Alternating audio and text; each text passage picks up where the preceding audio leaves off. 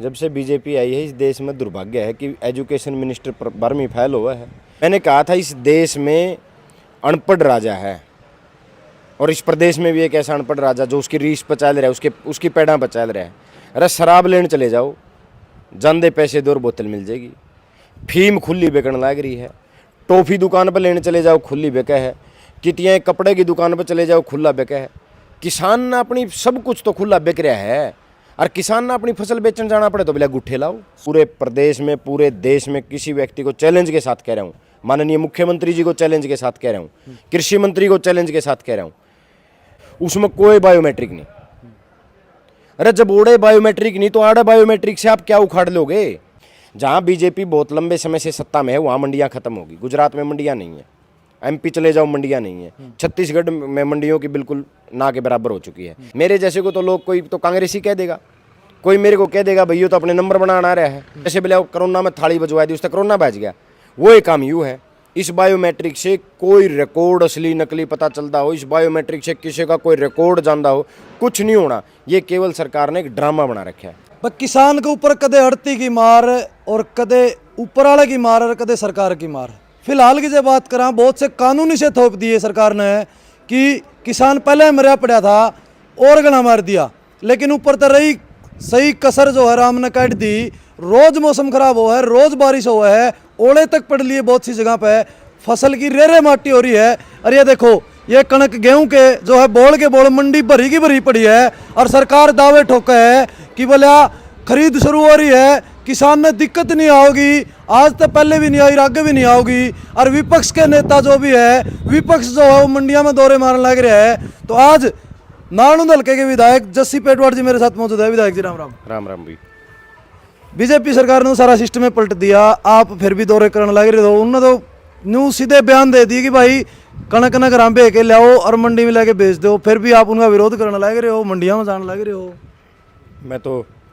मुझे तो हंसी आ सकती है और बड़ा दुर्भाग्यपूर्ण है कि ऐसे हमारे सरकार में ऐसे नुमाइंदे बैठे हैं जिनको इतना इल्म तक नहीं है, इतना ज्ञान तक नहीं है कि जो फसल बीग के आती है उसका मॉइस्चर चेक होता है। मीटर है यहाँ, अभी हमने 10 जगह मीटर चेक किए हैं, तो 10 जगह में से 4-5 जगह जो 12 मॉइस्चर, क्योंकि यहाँ मंडी में है सरकार वही गेहूँ खरीदती है, वही फसल खरीदती है जिसका मॉइस्चर 12 या उससे नीचे हो। ये मुख्यमंत्री जी कह रहे हैं बिला भिगो के लिए वेट बढ़ जाएगा, तो फिर मॉइस्चर मीटरों को हटवाओ ना पहले। तो आम आदमी का बयान नहीं भाई साहब, एक कृषि मंत्री का बयान है, हरियाणा के कृषि मंत्री का बयान है कि कोई दिक्कत नहीं है, बोला खुश होना चाहिए किसान ने। तो जब से बीजेपी आई है इस देश में दुर्भाग्य है कि एजुकेशन मिनिस्टर बर्मी फैल हुआ है। कृषि मंत्री इसे बयान देते हैं और सबसे ज़्यादा किसानों को शोषण अगर पिछले 10-11 वर्षों में किया है तो शोषित कृषि मंत्रियों ने किया है। प्रदेश में भी एक ऐसा कृषि मंत्री है जो न्यू का है मना बिला 8 गुना तक किसान की आय बढ़ा दी। सेंट्रल गवर्नमेंट का फ्लोर ऑफ द हाउस देश का कृषि मंत्री कह रहा है बोला कई तो किसान इसे बिला जिनकी इनकम 8-8 गुना बढ़ गई। अरे फसल ले नहीं रहे आप लोग। देखो, ये वही मुख्यमंत्री जी का बयान है, उसी कृषि मंत्री जी का बयान है जिन्होंने वायदा किया था कि 1 अप्रैल से गेहूं की खरीद शुरू हो जाएगी। मैं नारायण बांस मंडी में गया था, बांस मंडी भरी दिखाई। नारायण मंडी में अब तक एक दाना खरीद नहीं। बांस मैं खरीद शुरू करवा के आया हूँ, नारायण मैं खरीद शुरू करवा के आया हूँ, और अब खेड़ी एक दाना मेरे आने से पहले नहीं खरीदा गया था, अब यहाँ खरीद शुरू करवाई है। क्या वायदा था वो मुख्यमंत्री जी का जो कह रहे थे 1 अप्रैल से खरीद शुरू होगी।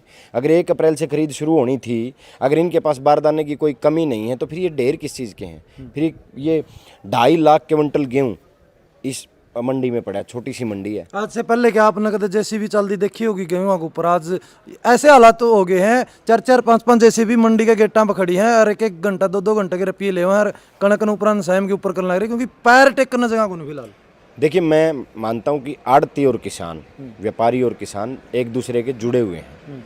आज चाहे किसान को घाटा हो चाहे आड़ती को घाटा हो, सरकार को तो कोई घाटा नहीं हो रहा ना। घाटा तो कहीं ना कहीं वापिस मार जाके या तो आड़ती कौन, आड़ती भी तो किसान ही है, या तो उन आड़तियों के ऊपर बोझ पड़ेगा या किसान के ऊपर बोझ पड़ेगा। आज अगर समय से खरीद हो जाए, समय से बारदाना मिल जाए। अब एक छोटी सी बात मुझे बताओ, आप ये कहते हैं कि 24 घंटे में हम फसल का पैसा देंगे। 1 अप्रैल को जिस व्यक्ति की गेहूँ आ ली उसका तो अब तक खरीद भी नहीं हुई, तो उसको पैसे कहाँ से मिलेंगे।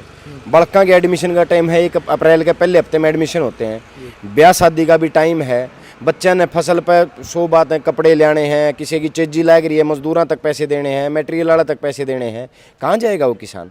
कौन सा वायदा है वो बोला 24 घंटे में हम पैसे दे देंगे किसान को?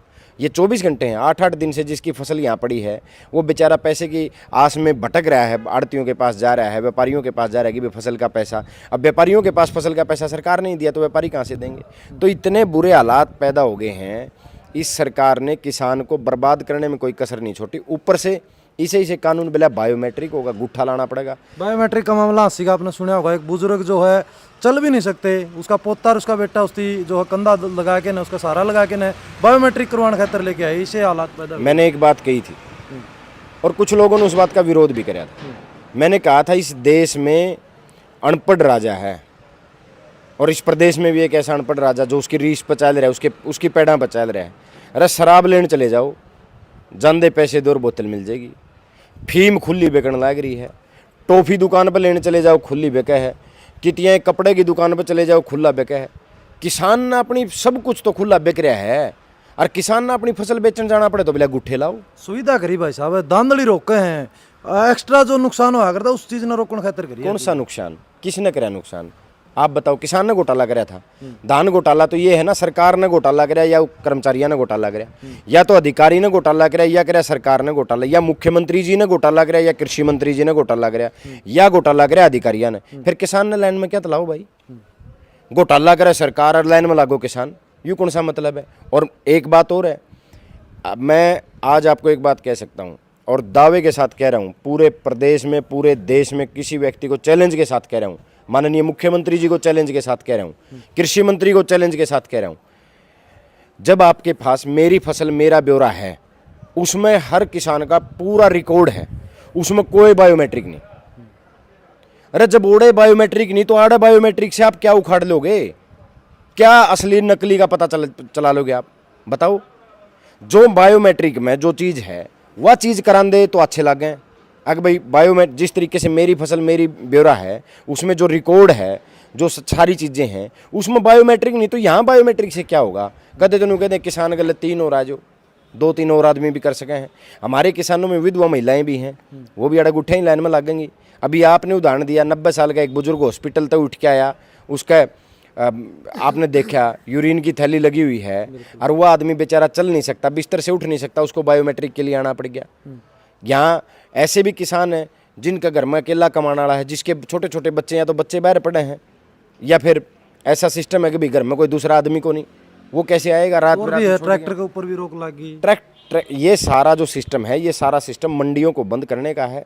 ये सरकार जैसे कि जहाँ, अब मैं तथ्यों के साथ अपनी बात कह रहा हूँ, जहाँ बीजेपी बहुत लंबे समय से सत्ता में है वहाँ मंडियाँ खत्म होगी। गुजरात में मंडियाँ नहीं है, एमपी चले जाओ मंडियाँ नहीं है, छत्तीसगढ़ में मंडियों की बिल्कुल ना के बराबर हो चुकी है। ये सरकार उसी पैटर्न पे है। ये मंडी नहीं होंगी तो किसान ने अपनी फसल कटवा के पहला घर गिरनी पड़ेगी, घर तक कड़ बेकेगी, वह उसकी कोई तसल्ली नहीं। और मंडी है तभी थोड़ी बहुत एमएसपी की गारंटी है। बिना मंडी के तो आज गुजरात और आप चले जाओ, गुजरात चले जाओ, एमपी चले जाओ, मध्य प्रदेश चले जाओ, आपकी गेहूं 2000 रुपये नहीं बिक रही। मंडी है तो एमएसपी की गारंटी है। नगर मंडियां नहीं होंगी तो कोई एमएसपी की गारंटी नहीं। फिर अपनी मर्जी तो फसल खरीदेगा, खरीदनी आओ चाहे ना आओ, और टेम के बेरा उसकी 6 महीने में फसल बिके। यहाँ तो ये तय है ना कि मंडी में फसल आने के बाद बिकेगी। तो ये मंडियों को खत्म करने के लिए सारे कानून लाए जा रहे हैं। ये मंडी व्यवस्था को बंद करने का पहला कदम है। मैं तो किसान भाइयों से कह रहा हूँ, कोई बायोमेट्रिक ना कराओ।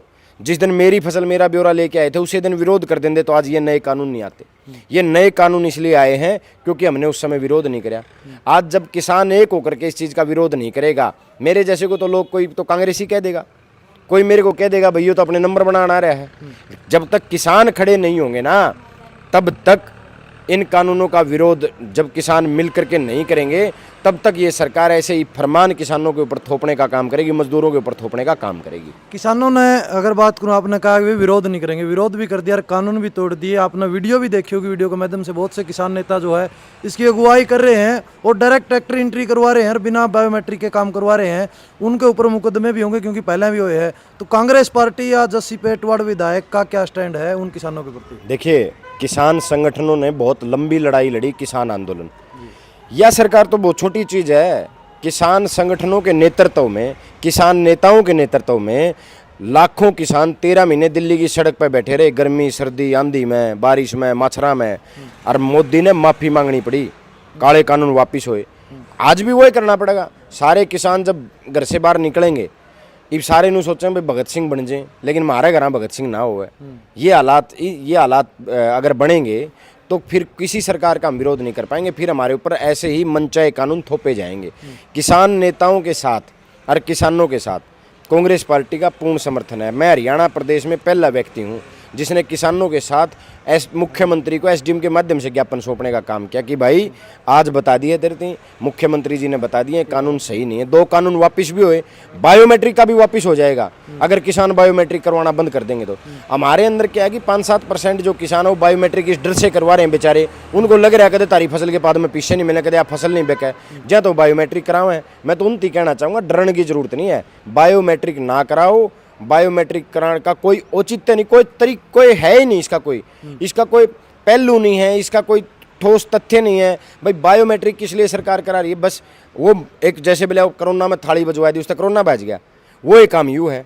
इस बायोमेट्रिक से कोई रिकॉर्ड असली नकली पता चलता हो, इस बायोमेट्रिक से किसी का कोई रिकॉर्ड जानता हो, कुछ नहीं होना। ये केवल सरकार ने एक ड्रामा बना रखा है।